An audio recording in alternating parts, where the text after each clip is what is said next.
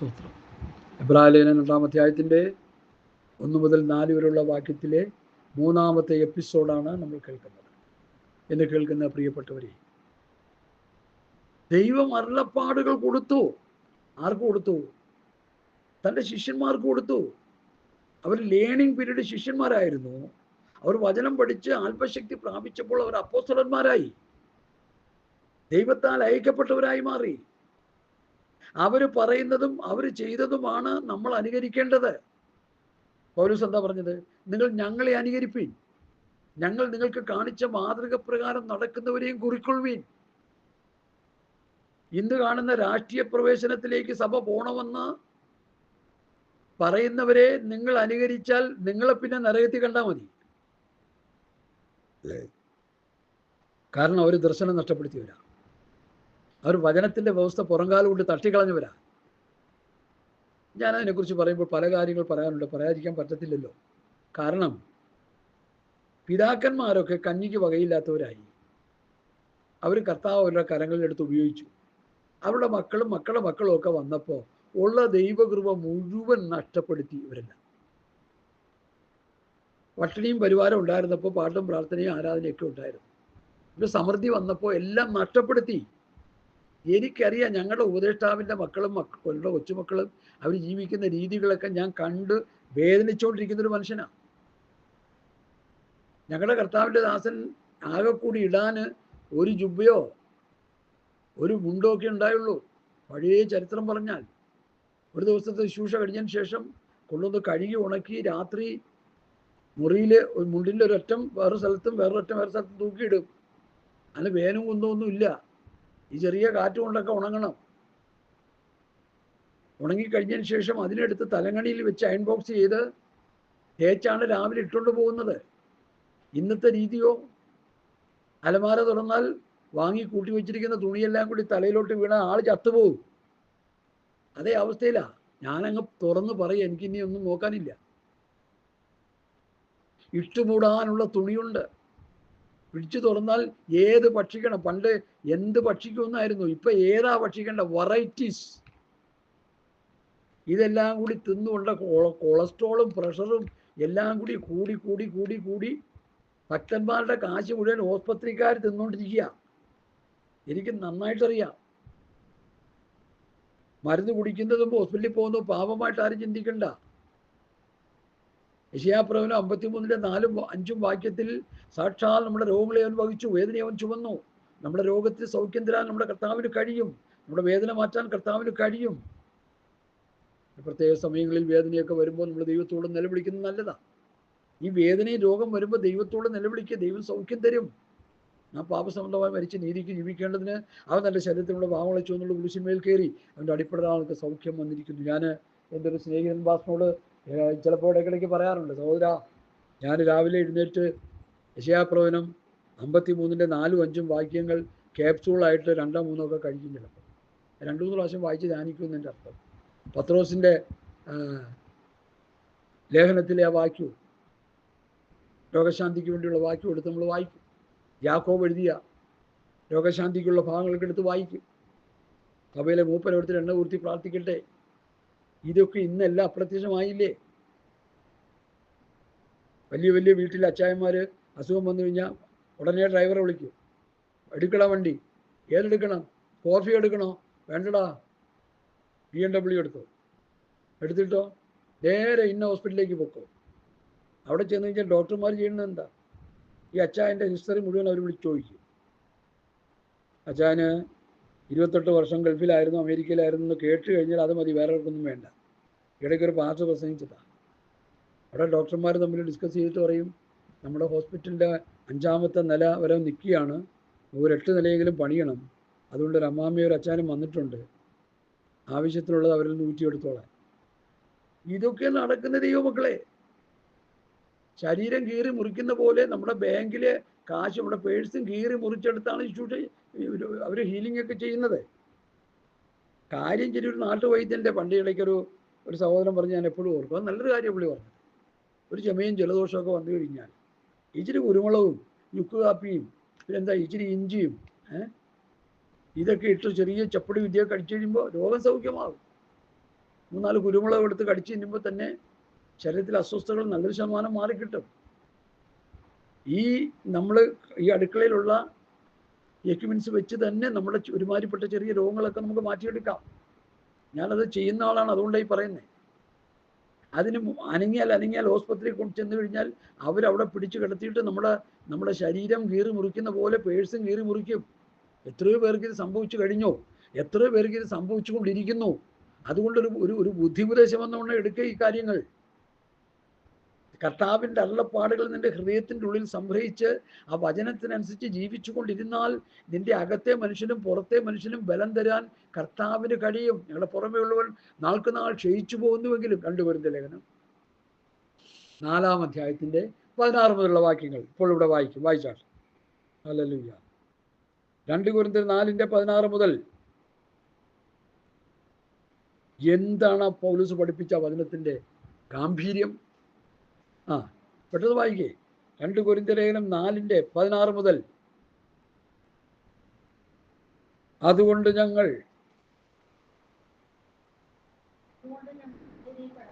ഞങ്ങൾ അധൈര്യപ്പെടാതെ ഞങ്ങളുടെ പുറമെയുള്ള മനുഷ്യൻ ക്ഷയിച്ചു പോകുന്നു. പ്രായമാകുമ്പോൾ ക്ഷയിക്കുമല്ലോ. ഞങ്ങളുടെ അകമയുള്ളവൻ നാൾക്ക് നാൾ പുതുക്കം പ്രാപിക്കും. അവിടെ നിൽക്കട്ടെ. പുറമെയുള്ളവൻ ക്ഷയിക്കുന്നു, അകമയുള്ളവൻ നാൾക്ക് നാൾ പുതുക്കം പ്രാപിക്കും. ഈ ക്ഷയിച്ചു പോകുമ്പോൾ എന്ത് ചെയ്യണം? ബലം കിട്ടാൻ, ആരോഗ്യം കിട്ടാൻ നല്ല ഭക്ഷണങ്ങൾ കഴിക്കണം. നല്ല കാര്യമാണ്. ഉള്ള കരിയെല്ലാം കൂടി വാരി തേച്ച് പിന്നെ പറ ഇല്ലാത്ത കോലം വെച്ച് എല്ലാം കാണിച്ച് എന്ത് ചെയ്യുക? ഈ പുറമെയുള്ളവനെ തൃപ്തിപ്പെടുത്താനും സന്തോഷിപ്പിക്കാനും അവനെ മോടി പിടിപ്പിക്കാനും നമ്മൾ ചെയ്യുന്ന സമയം നമ്മൾ ദൈവവചനം ധ്യാനിച്ച് പ്രാർത്ഥിച്ച് ബലപ്പെടുന്നുണ്ടോ എന്ന് എൻ്റെ ചോദ്യം. ഇതൊന്നും പറയാൻ പാടില്ലെന്നാ പറയണേ. എന്തുകൊണ്ട് പറയാൻ പാടില്ല? നിങ്ങളുടെ ചെലവിലല്ലല്ലോ കിടക്കുന്നേ. ഹല്ലേലൂയ. ഇത് പറയാതെ ദൈവവചനം പ്രസംഗിക്കാൻ പറ്റുമോ? എന്നോട് കർത്താവ് പറഞ്ഞ ചില വേദഭാഗങ്ങളിൽ ശക്തിയോടെ ഞാൻ പറയാറുണ്ട് എപ്പോഴും. Don't touch your body. ഞാനൊരു ക്ലാസ്സിൽ ചെന്നപ്പോൾ ഇത് പ്രസംഗിക്കാനിടയായി. അവർക്ക് പലർക്കും അരോചകമായി. ഞാനെന്ത് ചെയ്യാനാ? നീ നിനക്കൊരു ദോഷവും വരുത്തരുത്, നീ നിന്റെ ശരീരത്തിൽ നീ തുടരുത്, ഒന്നും ചെയ്യരുത്. എന്താ ചെയ്യാൻ പാടില്ലെന്ന് പറയാൻ കാര്യം? You are the temple of God. നിങ്ങൾ ദൈവത്തിൻ്റെ മന്ദിരമാണ്. ആ മന്ദിരത്തെ അലങ്കരിക്കേണ്ടത് ദൈവവചനത്തിൻ്റെ ഉപദേശം കൊണ്ടാണ്. ആത്മഫലത്താലും വരത്താലുമാണ് ഒരു ആത്മീകൻ അവനെ തന്നെ അലങ്കരിക്കേണ്ടതിന്. ഉള്ള കരിയും വഴി തേച്ച് ചുണ്ടിലൊക്കെ ലിപ്റ്റിക് ഇടുന്ന വിശ്വാസികൾ എത്ര എണ്ണത്തിന് ഞാൻ കണ്ടിട്ടുണ്ട്. ഇറുകിയ ഡ്രസ്സുകൾ കിട്ടുപോകുന്ന വിശ്വാസി കുഞ്ഞുങ്ങൾ എത്ര എണ്ണത്തിന് കണ്ടിട്ടുണ്ട്. എന്താ ഇതൊക്കെ ചെയ്തുകൊണ്ടിരിക്കുന്നതിൻ്റെ കാര്യം? ഈ ലോകത്തോട് ഇടകലർന്നു പോവുകയാണ്. പാട്ട് ലോകം എനിക്ക് വേണ്ട, ലോകത്തിലൊന്നും വേണ്ട, പോകണം യേശുവിൻ പാത നോക്കി എന്ന് പാടി തുള്ളിച്ചാടി ബഹളം വെച്ച് അന്യഭാഷയൊക്കെ പറഞ്ഞ് മനുഷ്യരെ കിടത്തി പൊറപ്പിക്കത്തില്ല. ജീവിതം യാതൊരു മാതൃകയില്ല. ഹല്ലേലൂയ. പുറമെയുള്ളവൻ ക്ഷയിച്ചു പോകട്ടെ, അവരെ മോടി പിടിപ്പിക്കണ്ട. നരച്ച മുടി നരച്ച് തന്നെ ഇരിക്കട്ടെ. അല്ല വിഷവസ്തുക്കളെല്ലാം കൂടി വാരി തേച്ച് അവസാനം തലയ്ക്ക് ട്യൂമർ പിടിച്ച് മരിച്ച ചരിത്രം വരെ ഉണ്ട്. ഗുണനിലവാരം കുറഞ്ഞ ഡൈയൊക്കെ എടുത്ത് തലയെ വാരി തേച്ച് അതിൻ്റെ നീരെല്ലാം തലയിലോട്ട് ഇറങ്ങിയിട്ട് മാരകമായ രോഗങ്ങൾക്ക് അടിമപ്പെട്ട എത്ര ചരിത്രങ്ങൾ എൻ്റെ മുമ്പിൽ പറയാനുണ്ടെന്നറിയാമോ? വല്ല ആവശ്യമുണ്ടോ ഇതിൻ്റെ? ഞാനൊരിക്കലും ഡോക്ടറെടുക്കെ ചെന്നപ്പോൾ ഡോക്ടറിനോട് പേര് ഞാൻ പറയുന്നില്ല. ഡോക്ടറിനോട് പറഞ്ഞു, പാസ്റ്റർ എൻ്റെ തലമുടി നരച്ചപ്പോൾ ഞാൻ പിഴുതു കളയാൻ തുടങ്ങി. ഇച്ചിരി എങ്ങായിരുന്ന സമയത്താണ് നരച്ചത് മുഴുവൻ പിഴുതു കളഞ്ഞപ്പോൾ ഒരു പ്രശ്നമില്ലല്ലോ. കളഞ്ഞ് അവസാനം പിഴാൻ പറ്റാത്ത സ്റ്റേജ് വന്നു. കാരണം ഒട്ടുമുക്കാലും അങ്ങ് നരയ്ക്കാൻ തുടങ്ങി. അപ്പം അങ്ങ് നിർത്തി. ആ കൊള്ളത്തില്ലെന്ന് മനസ്സിലായി. നല്ല കാര്യം, എന്നെ കുഴപ്പം. എനിക്കറിയാം ഇന്റർനാഷണൽ പാസ്റ്റർമാര് 10 മുടിയൊക്കെ തലയിലുള്ളൂ, അതിലൊക്കെ തേച്ച് പിടിപ്പിച്ചു വച്ചിരിക്കുക. ഈ ലോകത്തിന് അൻപുവരാകരുത്. നിങ്ങൾ ദൈവത്തിൻ്റെ മന്ദിരമാണ്. ദൈവത്തിൻ്റെ മന്ദിരത്തെ നീ മോടി പിടിപ്പിക്കേണ്ട, ദൈവം മന്ദിരത്തെ മോടി പിടിപ്പിച്ചോളും. നിങ്ങൾ ദൈവത്തിൻ്റെ മന്ദിരമെന്നും ദൈവത്തിൻ്റെ ആത്മാവ് നിങ്ങൾ വസിക്കുന്നു നിങ്ങൾ അറിയുന്നില്ലയോ? സഭ ദൈവത്തിൻ്റെ മന്ദിരമാണ്. ഒരു പുതിയ നിയമ വിശ്വാസി ദൈവത്തിൻ്റെ മന്ദിരമാണ്. ദൈവസഭയിലെ ഓരോ ദൈവമക്കളും ദൈവാത്മാവ് വസിക്കുന്ന മന്ദിരമാണ്. ആ മന്ദിരത്തെ മോടി പിടിക്കേണ്ടത് ലോകത്തിൻ്റെ ചപ്പും ചവറും കൊണ്ടല്ല. ദൈവവചനത്തിൽ പറഞ്ഞിരിക്കുന്ന നന്മകൾ, കൃപകളും, വരങ്ങളാലും ആത്മഫലത്താലും വരത്താലുമാണ് അതിനെ മോടി പിടിപ്പിക്കേണ്ടത്. എത്ര മനോഹരമായിട്ടാണ് ദൈവവചനം അതിനെക്കുറിച്ച് പഠിപ്പിക്കുന്നത്. കേട്ടതധികം ഒഴുകിപ്പോകാതെ ഹൃദയത്തിൽ കരുതിക്കൊള്ളണം. ആത്മീയ മനുഷ്യനെ ബലപ്പെടുത്തുവാൻ വേണ്ടുന്ന ഉപദേശങ്ങൾ അപ്പോസ്തലന്മാരും കർത്താവും നമുക്ക് തരുന്നുണ്ട്. അത് ഹൃദയത്തിൽ സംഗ്രഹിക്കണമെന്നായി പറഞ്ഞു വരുന്നത്. കേട്ടതധികം ഒഴുകിപ്പോകാതെ ഹൃദയത്തിൽ സംഗ്രഹിച്ചു കൊള്ളണം. കേട്ടതധികം ശ്രദ്ധയോടെ കരുതിക്കൊണ്ടാൽ നന്ന്. ദൂതന്മാർ മുഖാന്തരം പള്ളിയുടെ വചനം സ്ഥിരമായിരിക്കുകയും ഓരോരോ ലംഘനത്തിനും അനുസരണക്കേടും ന്യായമായ പ്രതിഫലം പ്രാപിക്കുകയും ചെയ്തുവെങ്കിൽ, അപ്പൊ ഹൃദയത്തിൽ സംഗ്രഹിക്കണം വചനം. നമ്മൾ പഠിക്കുന്ന വചനം, നമ്മൾ കേൾക്കുന്ന വചനം ഹൃദയത്തിൽ വന്ന മാംസപ്പലയിൽ അടർത്തി എഴുതണം. ആ വചനമാണ് നമ്മൾ നടത്തേണ്ടത്. മത്തായി 4, ലൂക്കോസ് 4 3 പരീക്ഷാഘട്ടങ്ങൾ ഞാൻ എപ്പോഴും പറയാറുള്ള ഭാഗമാണ്. കർത്താവ് സാത്താനാൽ പരീക്ഷിക്കപ്പെട്ട വേദഭാഗങ്ങൾ മത്തായി 4, ലൂക്കോസ് 4 വായിച്ച് പഠിച്ചോണം. ലൂക്കോസ് 4 കുറച്ചുകൂടി ആടായിട്ടുള്ള മെറ്റീരിയല്. 3 പരീക്ഷകളെയും കർത്താവ് അതിജീവിച്ചു. കല്ലപ്പമായി തീരാൻ പറഞ്ഞു. മനുഷ്യനപ്പം കൊണ്ട് മാത്രമല്ല ജീവിക്കുന്നതെന്ന് പറഞ്ഞു. ആ വചനമെന്ന വാളെടുത്ത് പിശാചിനെ വെട്ടാനിടയായി. ചാടാൻ പറഞ്ഞു. ദൂതന്മാർ കൈകൾ വഹിച്ചുകൊള്ളൂ എന്ന് പറഞ്ഞു. Hallelujah, hallelujah. 3 പരീക്ഷ ഘട്ടങ്ങൾ. കല്ലപ്പമായി തീരാൻ പറഞ്ഞു. പിന്നെന്താ? എടുത്ത് ചാടാൻ പറഞ്ഞു. പിന്നെ അടുത്തെന്താ? 4 കാര്യങ്ങൾ. ശക്തമായ വചനത്തിന്റെ അവസ്ഥ. വീണ് നമസ്കരിക്കാൻ പറഞ്ഞു. ഇപ്പൊ എന്താ പറഞ്ഞു? ദൈവത്തെ മാത്രമേ നമസ്കരിക്കാവുള്ളൂ. ഇന്ന് പണത്തെ വീട് നമസ്കരിക്കുകയല്ലേ? വിദേശ യാത്ര ചെയ്യുന്ന പാസന്മാരെ സൂക്ഷിച്ചോണം. വിദേശത്ത് ദൈവം നിങ്ങളെ അയക്കുന്നെങ്കിൽ പോകുന്നതിന് യാതൊരു തടസ്സവുമില്ല. എന്നെ അയച്ചാൽ ഞാനും പോകും, ഒരു കുഴപ്പമില്ല. ദൈവം അയക്കുന്നതായിട്ട് ബോധ്യം വരണം. ഹൃദയത്തിൻ്റെ ഉള്ളിൽ ബോധ്യപ്പെടണം. ആത്മാവിനോട് സംസാരിക്കണം. സ്വന്തക്കാർ വരെ പാർട്ടി ഇങ്ങോട്ട് പോരെ, നമുക്ക് ഇച്ചിരി രക്ഷപ്പെടാനുള്ള വഴിയൊക്കെ തരാം, ഇവിടെ മീറ്റിങ്ങൊക്കെ വിളിച്ചു തരാം, 10 ചക്രം ഉണ്ടാക്കാമെന്ന് പറഞ്ഞാൽ അതോടെ നിന്റെ ഗതികളുടെ അവസ്ഥയായി. അങ്ങനെയൊന്നും ആരും പോകരുത്. എനിക്കറിയാം ഒരു പാസ്റ്ററിനെ, ഇവിടെ രക്ഷിക്കപ്പെട്ട് കഴിഞ്ഞപ്പോൾ സ്വന്തക്കാരവിടെയുണ്ട്, ഇടയ്ക്കിടയ്ക്ക് അവിടെ വിളിക്കും, ഓടി ഓടി പോകും. ഉള്ള ദൈവപൂർവ്വം മുഴുവൻ ചോർന്നു പോയി. യാതൊരു ഗുണമില്ലാത്ത അവസ്ഥയിലായി കിടക്കുക. ഇപ്പോൾ അവിടെ കിടന്നുകൊണ്ട് പണ്ട് ശിംശോന്റെ ശക്തി മുഴുവൻ ചോർന്നു പോയപ്പോൾ ശിംശോൻ എന്താ ഇത്, ഇതാ ബലിസ്തർ വരുന്നു എന്ന് പറഞ്ഞപ്പോൾ എന്ത് ചെയ്തു? കരെ കൊടയുക. കെട്ടുപൊട്ടുന്നില്ല. എന്ത് പറ്റി? വ്യവസ്ഥ തെറ്റിച്ചു. മുടിയിലാണ് രഹസ്യമെന്ന് അച്ചിക്ക് പറഞ്ഞു കൊടുത്തു. പല അച്ചിമാരുടെയും ബന്ധനത്തിൽ കിടക്കുക. പാസ്റ്റർമാരും വിശ്വാസികളും നല്ലൊരു ശതമാനം തെറ്റാണ്. ആ ബന്ധനത്തിൽ നിന്ന് പുറത്തേക്ക് വരിക. ഹല്ലേലൂയ, സ്തോത്രം. കേട്ടതധികം ശ്രദ്ധയോടെ കരുതിക്കൊള്ളണം. ഈ വചനങ്ങൾ കർത്താവും അപ്പോസ്തലന്മാരും തരുന്ന വചനങ്ങൾ വായിക്കുകയും പഠിക്കുകയും ഗ്രഹിക്കുകയും ചെയ്തത് നമ്മുടെ ഹൃദയത്തിൽ സംഗ്രഹിച്ച് ആ വചനത്തിൻ്റെ വെളിപ്പാടനുസരിച്ച് ജീവിക്കണം. കർത്താവിൻ്റെ ഹൃദയത്തിൽ വചനമുള്ളത് കൊണ്ട് കല്ലപ്പമായി തീരാൻ പറഞ്ഞപ്പോൾ മനുഷ്യൻ അപ്പം കൊണ്ട് മാത്രമല്ല ദൈവത്തിൻ്റെ വായിൽ നിന്ന് വരുന്ന സകല വചനം കൊണ്ടും ജീവിക്കുന്നു എന്ന് സാത്താനോട് പറഞ്ഞു. ചാടാൻ പറഞ്ഞപ്പോൾ ദൂതന്മാർ കൈകളിൽ വഹിച്ചുകൊള്ളൂ എന്ന് പറഞ്ഞു.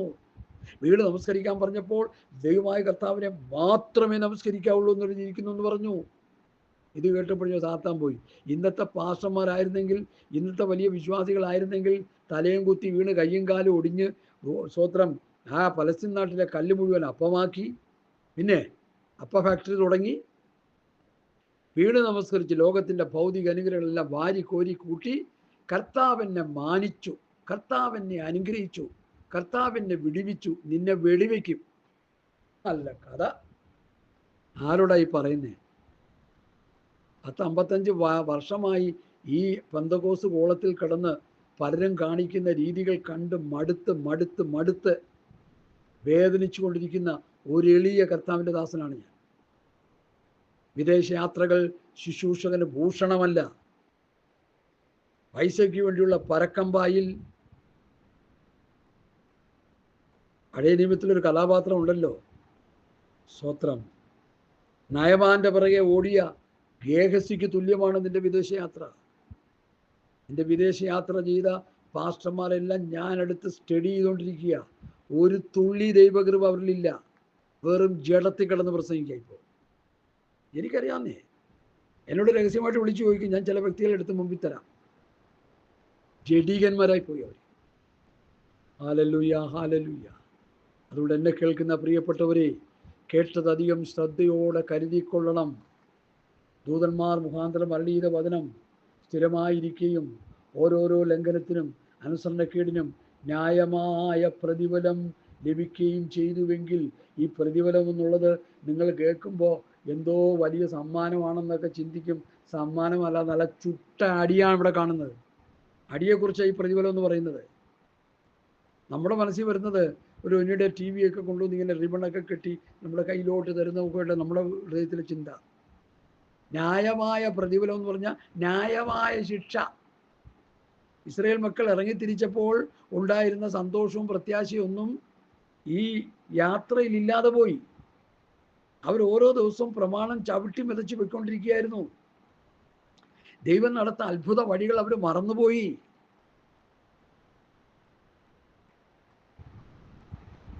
പുറപ്പെട്ടു വന്നപ്പോൾ ഫറവോന്റെ ഹൃദയത്തെ കഠിനപ്പെടുത്തി, അയ്യോ ജനത്തെ പറഞ്ഞു വിട്ടല്ലോ, പോയി തിരിച്ചു പിടിക്കാനായിട്ട് അണികളോട് പറഞ്ഞു. അവർ തിരിച്ചു വരുമ്പോൾ ഈ ജനം കണ്ടിട്ട് നിലവിളിക്കുന്നു, ഈ മരുഭൂമിയിൽ ഞങ്ങളെ കൊല്ലാനാണോ നീ കൊണ്ടുവന്നത്? ഇതാ ഫറവോന്റെ സൈന്യം വരുന്നു. ജനം മോശയോട് നിലവിളിച്ചു, അയ്യം വിളിക്കുക, ഈ മരുഭൂമിയിൽ ഞങ്ങൾ ഒടുങ്ങുമല്ലോ, അയ്യോ ഇതാ വരുന്ന ശത്രുക്കൾ. മോശ ദൈവത്തോട് നിലവിളിച്ചു. അവിടെ എഴുതിയ ഒരു പ്രത്യേക, എനിക്ക് ഭയങ്കര രസകരമായൊരു സംഭവം. അവിടെ നീ എന്നോട് നിലവിളിക്കുന്നത് എന്തിനാന്ന് ചോദിച്ചു. അവരുടെ നിലവിളിക്കട്ടെ, സെൻട്രൽ പാസ്റ്റർ നീ എന്തിനാ നിലവിളിക്കുന്നത്? നിന്റെ ദർശനം പോയോ? പാസ്റ്ററിന് അധികാരം കൊടുത്തിട്ടുണ്ട് കർത്താവ്. പണ്ട് ആടിനെ മേയ്ക്കാൻ കയ്യിലൊക്കെ ഒരു വടി കൊണ്ടുവരുന്ന ആ വടി നിലത്തിടാൻ പറഞ്ഞു. നിലത്തിട്ടപ്പോൾ സർപ്പമായി തീർന്നു. ഇനി അത് തിരിച്ചു പിടിക്കാൻ പറഞ്ഞു. ആ വടി ദൈവത്തിൻ്റെ വടിയായി മോശയുടെ കയ്യിൽ ഇരിപ്പുണ്ട്. അധികാരത്തിൻ്റെ ശുശ്രൂഷയൊക്കെ ഇരിപ്പുണ്ട്. പക്ഷേ പാപം ചെയ്തുകൊണ്ടൊന്നും നടക്കുന്നില്ല. ദ്രവ്യാഗ്രഹം മൂത്തതുകൊണ്ടൊന്നും നടക്കുന്നില്ല. നമ്മുടെ ദ്രവ്യാഗ്രഹവും നമ്മുടെ കസേര മോഹവും ഒക്കെ അങ്ങോട്ട് മാറി നമ്മൾ ദൈവത്തെ പ്രസാദിപ്പിച്ച് ദൈവത്തിൻ്റെ ഇഷ്ടം ചെയ്യാൻ തുടങ്ങിയാൽ അധികാരത്തിൻ്റെ ശുശ്രൂഷ ദൈവം നമ്മെ ഏൽപ്പിക്കും. രോഗശാന്തിയും ഭൂതശാന്തിയും അത്ഭുതങ്ങളും അടയാളങ്ങളും കർത്താവിൻ്റെ ശിഷ്യന്മാർ ചെയ്തെങ്കിൽ നമ്മളിലൂടെ കർത്താവ് അത് ചെയ്യും.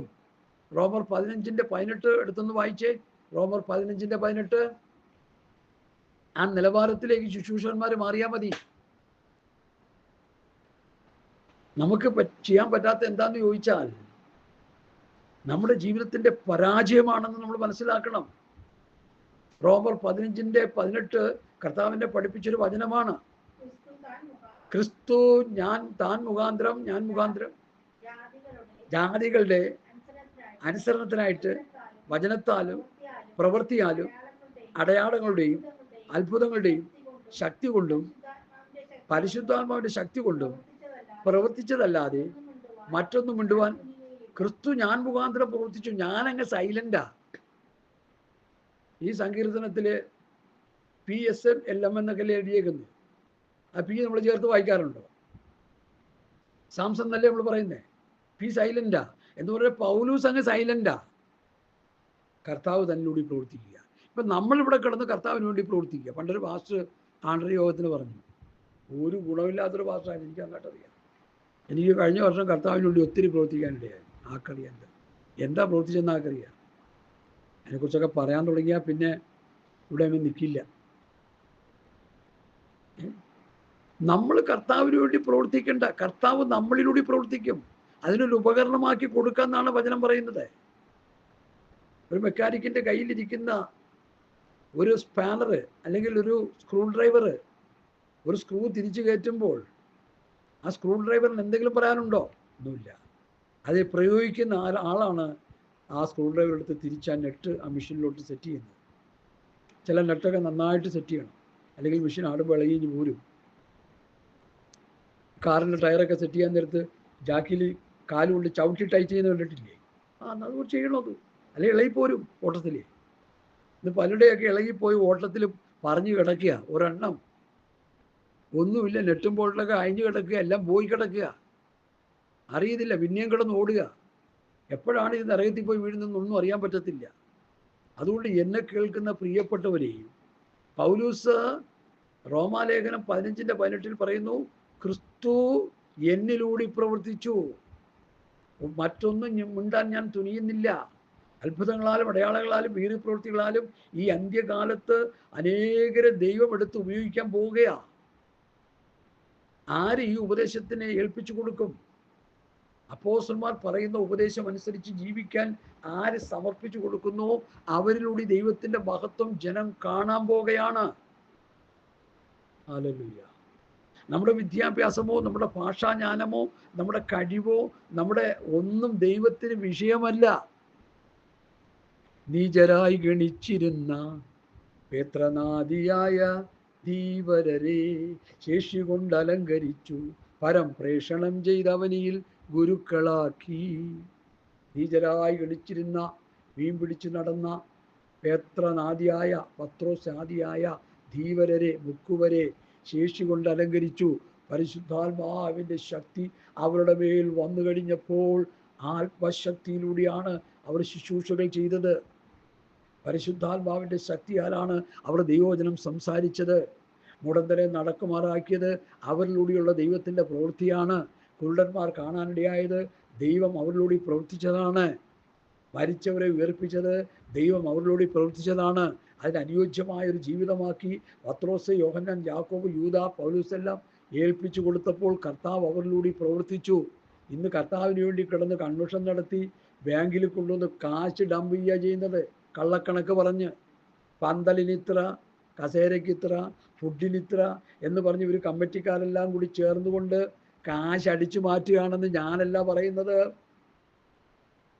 പല പന്തലുകാരും സോഷ്യൽ മീഡിയയിൽ പറഞ്ഞ കാര്യമാണ് ഞാനീ പറയുന്നത്. ഇത്ര രൂപ പന്തലിന് പറഞ്ഞിട്ട് ഞങ്ങൾക്ക് ഇത്ര രൂപ എന്ന് ബാക്കി ഞങ്ങളെ പറ്റിച്ചത്. കാരണം അവരെ എഴുതിയെടുത്തു, ഭക്തന്മാർ എഴുതിയെടുത്തു. 2-3 ലക്ഷമൊക്കെ കിട്ടിയാൽ കഴിക്കുവോ? ഇന്നതാ നടക്കുന്നത്. തട്ടിപ്പും വെട്ടിപ്പും ചതിയും വഞ്ചനയും. ആത്മീയ ഗോളത്തിൽ നടക്കുന്ന തെറ്റുകുറ്റങ്ങളെ കണ്ടുപിടിച്ചാൽ ദൈവമേ സഹിക്കില്ല. അതുപോലെയുള്ള കാര്യം. ലോകത്തിലെ ഏറ്റവും വലിയ ഒരു ക്രൈസ്തവ സമൂഹമാണ് ഈ ക്രിസ്ത്യാനികളെന്ന്, ദൈവമക്കളെന്ന് പറഞ്ഞാലും അത് ജീർണിച്ച് കിടക്കുക, അത് ചീഞ്ഞടിഞ്ഞതവസ്ഥയിലായി കിടക്കുക, ദുർഗന്ധം വമിക്കുക. ഇന്നത്തെ ക്രിസ്തീയ ഗോളത്തെക്കുറിച്ച് നോക്കുമ്പോൾ ഗ്രീൻ കാർഡുള്ള കുറേ പാസുമാർ, അവർക്ക് തോന്നുമ്പോൾ വിദേശയാത്രയ്ക്ക് പോയി അവരിഷ്ടം പോലെ കാശുണ്ടാക്കിക്കൊണ്ട് ഇവിടെ വന്ന് കണ്ട ചപ്പും ചവറും വിശ്വാസികളെ തീറ്റിക്കുക. ഇതെല്ലാം കൂടി തിന്ന് വിശ്വാസി ആത്മീയമായി ചത്തുകൊണ്ടിരിക്കുകയാണ് ഞാൻ പറഞ്ഞുകൊണ്ടിരിക്കുന്നത്. ഹല്ലേലൂയ. ഇവിടെ പൗലോസിന്റെ ടീച്ചിങ് ഒന്ന് മനസ്സിലാക്ക്.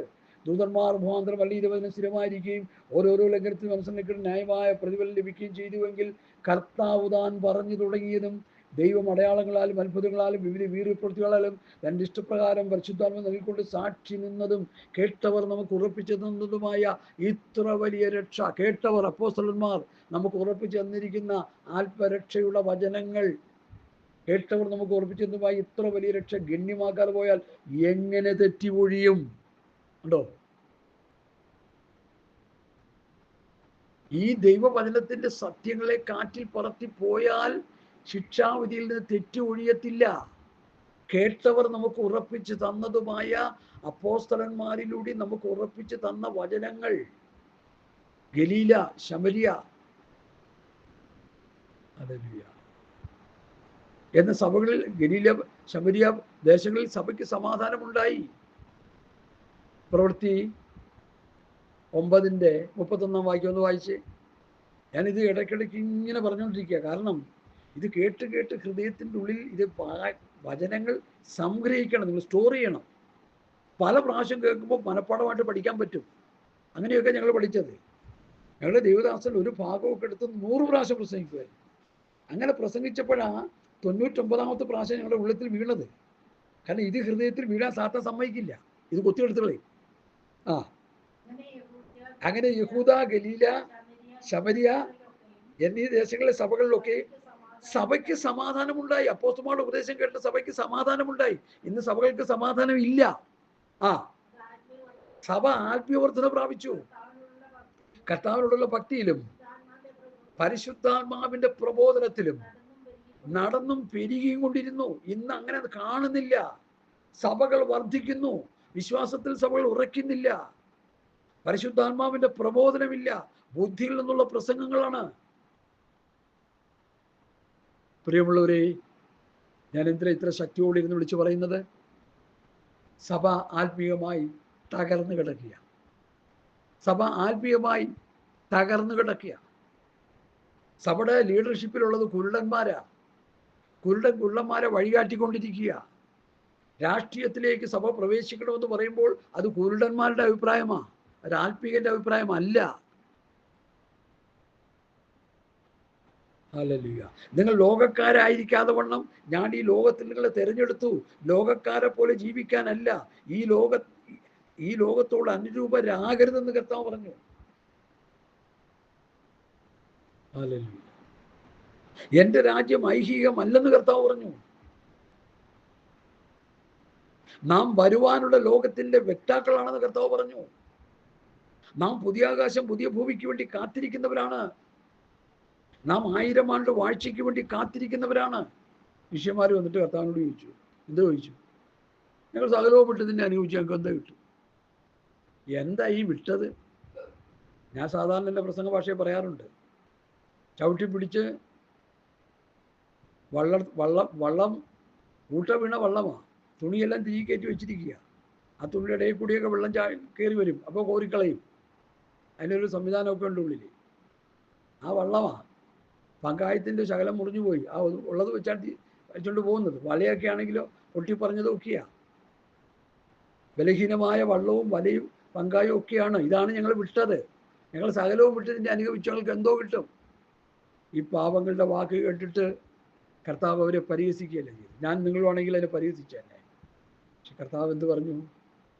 ഞാൻ ഇസ്രായേൽ ഗോത്രം 12നെയും ന്യായം വിധിക്കുമ്പോൾ നിങ്ങൾ എന്നോടൊപ്പം ഇരുന്ന് ഇസ്രായേൽ ഗോത്രം 12നെയും ന്യായം വിധിക്കുമെന്ന് ഞാൻ സത്യമായിട്ട് നിങ്ങളോട് പറയുന്നു. ഓ, ആ വാക്ക് കേട്ടപ്പോൾ കോരിത്തരിച്ചു പോയി ശിഷ്യന്മാരെ.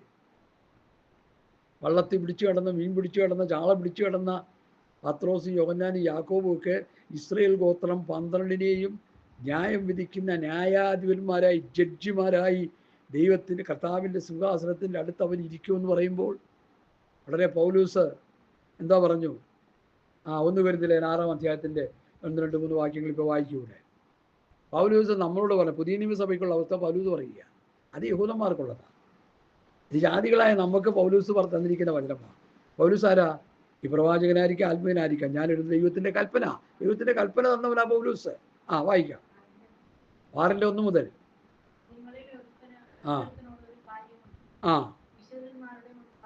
വഴക്കുണ്ടായാൽ ജാതികളുടെ അടുക്കൽ ന്യായപാലനത്തിന് പോകുന്നു എന്നാ ചോദിക്കുന്നത്. അടുത്ത അഭക്തരുടെ മുൻപാകെ വ്യവഹാരത്തിന് പോകുന്നു, കോടതി പോകുന്നു, അതാ ചോദ്യം.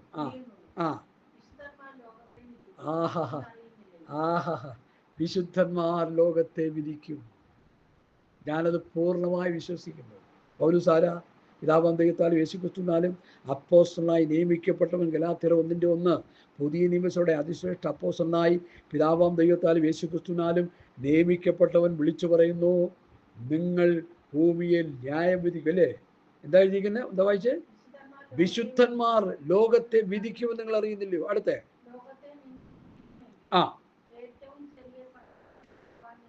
ലോകത്തെ നിങ്ങൾ വിധിക്കുമെങ്കിലും അങ്ങോട്ടിച്ചോണ്ട് അവരെന്നെ അങ്ങനെ പറഞ്ഞു, ഇനി ഇങ്ങനെ പറഞ്ഞു, മേടിച്ച കാശ് തന്നില്ല, അതങ്ങനെ ചെയ്തു, എൻ്റെ ആടിനെ പിടിച്ചുകൊണ്ട് പോയി എന്നൊക്കെ പറഞ്ഞ് കേസുണ്ടാക്കി, തമ്മിത്തല്ലി വഴക്കുണ്ടാക്കി കോടതി പോകുന്നു ഗുണം പിടിക്കാത്തവന്മാരെ എന്നാ വാക്കിൻ്റെ അർത്ഥം. അടുത്ത നാം ദൂതന്മാരെ വിധിക്കും. ലോകത്തെ വിധിക്കും, ദൂതന്മാരെ വിധിക്കും. മതി. ദൂതന്മാരെ വിധിക്കാൻ ദൈവം നമ്മെ നിയമിച്ചിട്ടുണ്ട്. ലോകത്തെ വിധിക്കാൻ ദൈവം നമ്മെ നിയമിച്ചു വെച്ചിരിക്കുകയാണ്. പുതിയ നിയമസഭയ്ക്ക് തന്നിരിക്കുന്ന അധികാരം അതാ. പൗലൂസ് അത് പഠിപ്പിക്കുന്നേ. പുതിയ നിയമസഭയുടെ അതിശ്രേഷ്ഠ അപ്പോസ്തലൻ പൗലൂസാണ്, പത്രോസാണ്, യോഹന്നാനാണ്, യാക്കോബാണ്, യൂദയാണ്. സഭകളുടെ തൂണുകളാണവര്. ഈ ചർച്ച് ഓഫ് പില്ലേഴ്സാണവര്. അവർ പറയുന്ന ഉപദേശത്തിലാണ് സഭ നിൽക്കേണ്ടത്. അവർ പറയുന്ന ഉപദേശപ്രകാരമുള്ള സഭ മുമ്പോട്ട് പോകേണ്ടത്. അവരുടെ ഉപദേശം എടുത്ത് തോട്ടിക്കളഞ്ഞിട്ട് പിന്നെ എങ്ങനെയാ ഉപദേശം നമ്മൾ പോകുന്നത്? ഇവിടെ ലോകത്തെ വിധിക്കാനും ലോകത്തെ സ്വത്രം ദൂതന്മാരെ വിധിക്കാനും ദൈവം നമ്മെ ആക്കി വെച്ചിരിക്കുമ്പോൾ അത്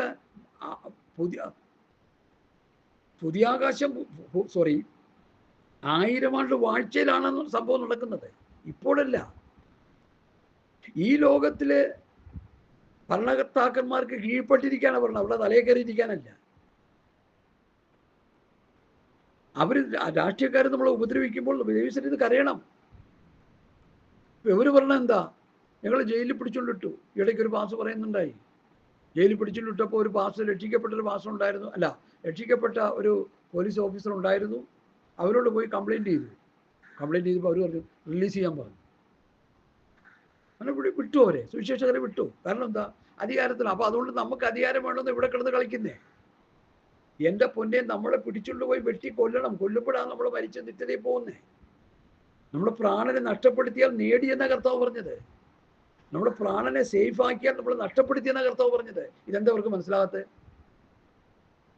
എന്താ? ശുദ്രം ചെയ്ത് മയക്കിയിട്ടിരിക്കുക.